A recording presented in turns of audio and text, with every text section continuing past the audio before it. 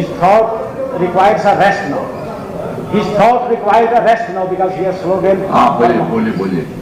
मैं खड़ा होने से पहले मुझे एक थॉमस जेफरसन की एक सेल याद आई। मैं थोड़ा बीच में से भूल गया था, मैंने चेक किया उसको। उसने कहा था, in question of pass let no more be heard of confidence in man but bind him down from the mischief by the chains of the constitution. Constitution means law.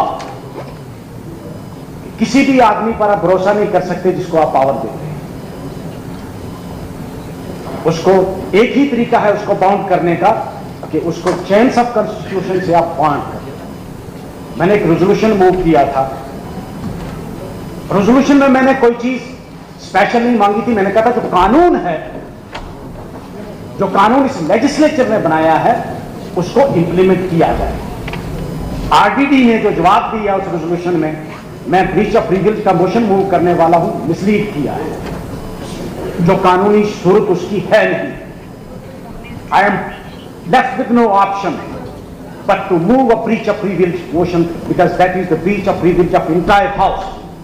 They have misled us. जो इस वक्त जो discussion है मैं उस पर आऊंगा। ठीक है, सरकार ने बहुत सारे, जिस तरह ऑनरेबल मेंबर जॉन साहब ने कहा कि पुंछ में गए, रजौरी में मैंने जब डाटा देखा, रजौरी में बिलखुसूस मेरी कंस्टिट्यूएंसी थी और बुद्धल और बकोरी का एरिया जो दूरदराज का था, डैमेज सबसे ज्यादा पूरे जम्मू कश्मीर में अगर कंपेयर करेंगे तो वहां हुआ। घर वहां नुकसान हुए लेकिन सरकार की तरफ से कोई आदमी वहां देखने के लिए नहीं पहुंचा। उसकी वजह क्या थी? वजह यह थी क्योंकि डैमेज जम्मू में भी हो गया और श्रीनगर में भी हो गया, और जब कैपिटल में कोई डैमेज हो जाता है तो पेरिफेरी एरियाज आप भूल जाते हैं, वो मर जाते हैं। उनकी तरफ किसी ने देखा नहीं।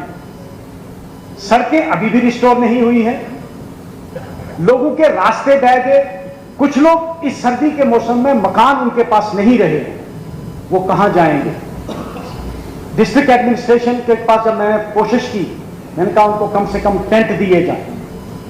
कहा कि हमारे पास टेंट्स कोई नहीं है। और जो असेसमेंट कमेटीज बनाई, पटवारी को भेजा गया इलाके में, पटवारी इलाके में कोई नहीं गया। दफ्तरों में बैठकर उन्होंने फोन पर पता किया किसका डैमेज हुआ। आधे लोगों का डैमेज असेस ही नहीं हुआ, उनकी फाइल्स रिजेक्ट कर दी गई। और यहां तक क्योंकि मेजॉरिटी ऑफ दी पीपल जो थे वो इफेक्टेड हो गए। उस वजह से क्या हुआ, कहा नहीं जी फाइलें बहुत ज्यादा हो गई, हमारे पास फंड्स नहीं है, लिहाजा फाइलें रोक। ऊपर से इंस्ट्रक्शन आ गई कि भाई जिसका नुकसान हुआ, एक को आप दे रहे हो, पड़ोसी को आपने दे दिया, दूसरे पड़ोसी को आपने नहीं दिया, तो ये हॉस्टाइल डिस्क्रिमिनेशन है। उसको दोबारा असेस करने के लिए हिदायत दी जाए कि जिस जिसका डैमेज हुआ है उसको असेस किया जाए।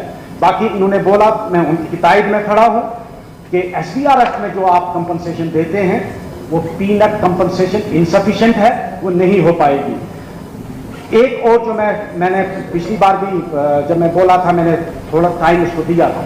हमारे रजौरी पुंछ में मोस्टली लोग, जितने भी पॉपुलेशन है, वो पॉपुलेशन फार्मिंग पर डिपेंडेंट है और उनकी दो ही क्रॉप्स होती हैं सीजन में, एक धान की और एक मक्की की। मक्की की फसल कंप्लीट डैमेज हो गई। उसको असेस करने के लिए कोई न तो प्रोसेस इनिशिएट किया गया।